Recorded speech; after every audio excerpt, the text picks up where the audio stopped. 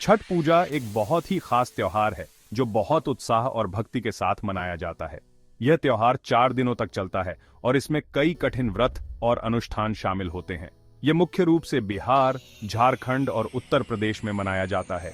इन राज्यों में छठ पूजा का महत्व बहुत अधिक है और इसे बड़े पैमाने पर मनाया जाता है। यह नेपाल के कुछ हिस्सों और कैरिबियन देशों में भी मनाया जाता है। विदेशों में बसे भारतीय समुदाय भी इस पर्व को धूमधाम से मनाते हैं, जिससे यह त्योहार वैश्विक हो गया है। यह त्योहार लाखों लोगों के दिलों में एक खास जगह रखता है। हर साल लाखों श्रद्धालु नदी के किनारे इकट्ठा होते हैं और सूर्य देव को अर्घ्य अर्पित करते हैं।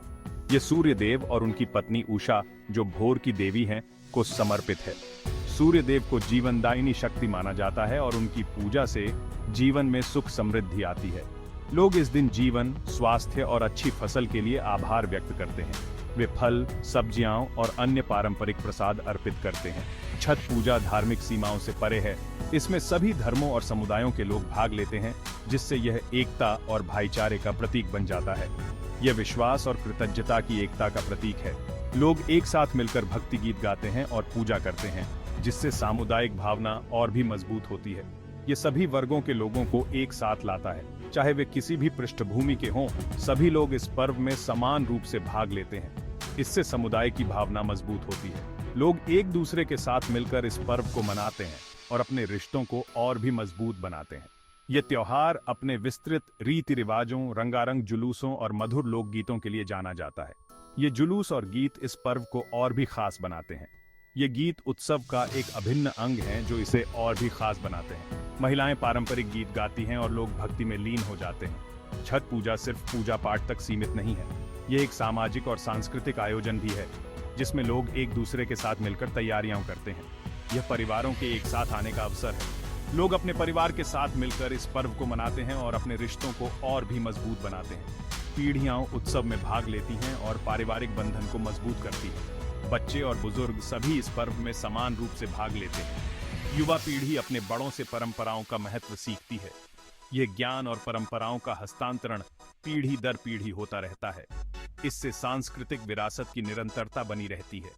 छठ पूजा के माध्यम से हमारी सांस्कृतिक धरोहर को संजोया और संरक्षित किया जाता है। छठ पूजा अपने कठोर अनुष्ठानों के लिए जाना जाता है। यह त्योहार न केवल धार्मिक आस्था का प्रतीक है, बल्कि यह प्रकृति और मानव के बीच के गहरे संबंध को भी दर्शाता है। यह अपने भक्तों की अटूट आस्था का प्रमाण है। भक्तगण सूर्य देवता को अर्घ्य अर्पित करते हैं और अपने परिवार की सुख समृद्धि की कामना करते हैं। इस त्योहार में 36 घंटे का सख्त उपवास रखा जाता है। इस दौरान भक्तगण जल और अन्न का त्याग करते हैं, जो उनकी दृढ़ संकल्प और भक्ति को दर्शाता है। भक्त हर तरह से पवित्रता बनाए रखते हैं।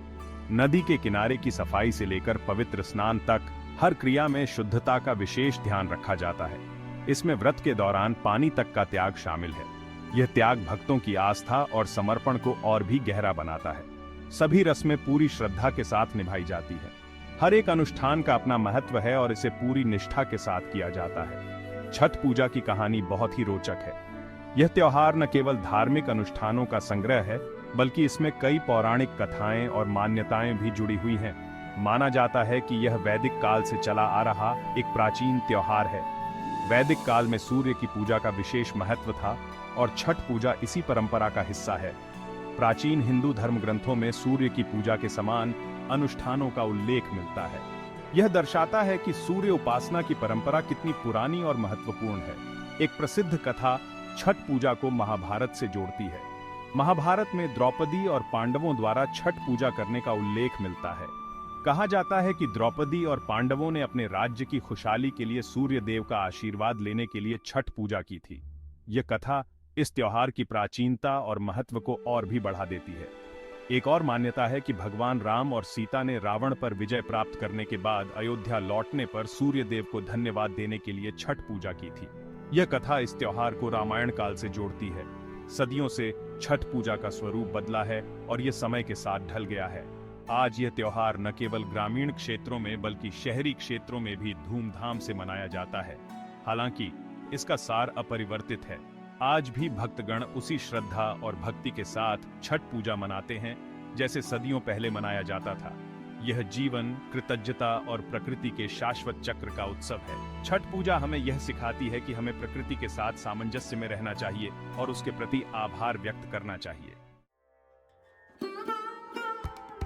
छठ पूजा 4 दिनों तक मनाई जाती है। यह त्योहार सूर्य देवता और छठी मैया की पूजा के लिए समर्पित है, जो जीवन और प्रकृति के संतुलन का प्रतीक है। प्रत्येक दिन का अपना महत्व है और रीति रिवाजों का एक समूह है। पहले दिन को नहाए खाए कहा जाता है, जिसमें भक्त पवित्र स्नान करते हैं और शुद्ध भोजन ग्रहण करते हैं। इसकी तैयारी कई दिन पहले से शुरू हो जाती है।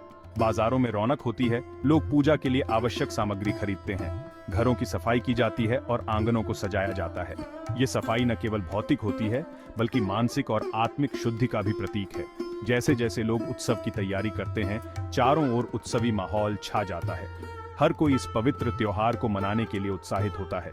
छठ पूजा के 4 दिनों को नहाए खाए, खरना, संध्या अर्घ्य और उषा अर्घ्य के रूप में जाना जाता है। दूसरे दिन खरना होता है, जिसमें भक्त दिन भर उपवास रखते हैं और शाम को प्रसाद ग्रहण करते हैं। प्रत्येक दिन विशिष्ट रीति रिवाजों और परंपराओं द्वारा चिह्नित किया जाता है। तीसरे दिन संध्या अर्घ्य होता है, जिसमें भक्त सूर्यास्त के समय सूर्य देव को अर्घ्य अर्पित करते हैं। ये रीति रिवाज प्राचीन परंपराओं में निहित हैं। चौथे दिन उषा अर्घ्य होता है, जिसमें सूर्योदय के समय अर्घ्य अर्पित किया जाता है। इन्हें पीढ़ी दर पीढ़ी आगे बढ़ाया जाता है, जिससे त्योहार की भावना जीवित रहती है। परिवार और समुदाय एक साथ मिलकर इस त्योहार को मनाते हैं। छठ पूजा का मुख्य आकर्षण सूर्य देव को अर्घ्य, प्रार्थना की भेंट चढ़ाना है। यह अर्घ्य कच्चे दूध, गन्ने के रस और जल से तैयार किया जाता है। यह 2 बार किया जाता है। एक बार सूर्यास्त के समय, जब भक्त नदी या तालाब के किनारे एकत्र होते हैं, और फिर सूर्योदय के समय, जब भक्त उगते सूर्य को अर्घ्य अर्पित करते हैं। डूबता और उगता सूरज जीवन और मृत्यु के चक्र का प्रतीक है, जो हमें जीवन की क्षणभंगुर प्रकृति की याद दिलाता है। यह हमें सिखाता है कि हर अंत एक नई शुरुआत का संकेत है। पूरा समुदाय एक साथ आता है, जिससे सामाजिक सद्भाव मजबूत होता है। यह त्योहार न केवल धार्मिक आस्था का प्रतीक है, बल्कि सामाजिक एकता और भाईचारे का भी प्रतीक है। भाग 4, नहाए खाए, प्यूरिफिकेशन करण का रिचुअल। नहाए खाए के साथ छठ पूजा का त्योहार शुरू होता है। यह आमतौर पर दिवाली के चौथे दिन पड़ता है। इस दिन भक्त पवित्र स्नान करते हैं। वे अपने घरों और आसपास की सफाई करते हैं। यह प्यूरिफिकेशन करण और एक नई शुरुआत का प्रतीक है। नहाए खाए शब्द का शाब्दिक अर्थ है स्नान करो और खाओ। रिचुअलिक स्नान के बाद भक्त एक विशेष भोजन तैयार करते हैं। यह भोजन मिट्टी के बरबोडियों में पारंपरिक चूल्हे पर पकाया जाता है। इसमें आमतौर पर चावल, दाल और कद्दू इवनिंग गिल होते हैं। यह भोजन पहले देवताओं को अर्पित किया जाता है और फिर डिवोटीजों द्वारा ग्रहण किया जाता है। नहाए खाए का सिग्निफिकेंस होलिता पर जोर देने में है। यह तन और मन की शुद्धि का प्रतीक है। अत्यंत सावधानी और डिवोटीसी के साथ भोजन तैयार करने की क्रिया को पवित्र माना जाता है। यह संयम और आध्यात्मिक चिंतन की अवधि की शुरुआत का प्रतीक है। भाग 5, खरना, मीठे प्रसाद का डेज। खरना छठ पूजा का दूसरा दिन है। यह उपवास और विशेष प्रार्थना का दिन है। सूर्योदय के बाद उपवास शुरू होता है और सूर्यास्त तक चलता है। इस व्रत में भक्त जल तक ग्रहण नहीं करते हैं। शाम को एक खास प्रसाद तैयार किया जाता है। इसमें खीर, रोटी और फल इवनिंग गिल हैं। खीर को मिट्टी के चूल्हे पर लकड़ी की आग पर पकाया जाता है। खीर की सुगंध हवा में तैरती है, जो उत्सवी माहौल में 4 चांद लगा देती है। प्रसाद पहले सूर्य गॉड को अर्पित किया जाता है और फिर परिवार के सदस्यों और पड़ोसियों में बांटा जाता है। प्रसाद ग्रहण करने के बाद भक्त अपना उपवास तोड़ते हैं। खरना अनुष्ठान आत्म अनुशासन और एक उच्च शक्ति के प्रति समर्पण का प्रतीक है। भाग 6, संध्या अर्घ्य, डूबते सूरज को अर्घ्य। संध्या अर्घ्य छठ पूजा का सबसे माइंडोरम अनुष्ठान है। यह तीसरे दिन की शाम को होता है। भक्त नए कपड़े पहनकर नदी किनारे या पानी के अन्य स्रोतों पर इकट्ठा होते हैं। वे डूबते सूरज की ओर मुंह करके पानी में घुटनों तक खड़े रहते हैं। अस्त होते सूर्य के लिए अर्घ्य, प्रार्थना की भेंट में फल, मिठाई और ठेकुआ, गेहूं के आटे, गुड़ और घी से बनी एक खास मिठाई इवनिंग गिल है। ये बांस की टोकरी, सूप और पीतल के बर्तन में चढ़ाया जाता है। चारों ओर डेवोटीजी का माहौल होता है और भजन और लोकगीत गूंजते रहते हैं। जैसे ही सूरज क्षितिज से नीचे डूबता है, भक्त पूरी श्रद्धा के साथ अर्घ्य अर्पित करते हैं। पानी पर डूबते सूरज की परछाई माइंड मोहक दृश्य पैदा करती है।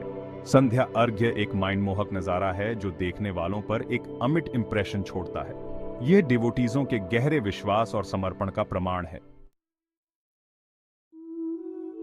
भाग 7 उषा अर्घ्य उगते सूरज को प्रेयर। उषा अर्घ्य के साथ छठ पूजा का समापन होता है। यह चौथे दिन सुबह सुनोदय के समय होता है। पूरी रात उपवास रखने के बाद भक्त फिर से पानी के किनारे इकट्ठा होते हैं।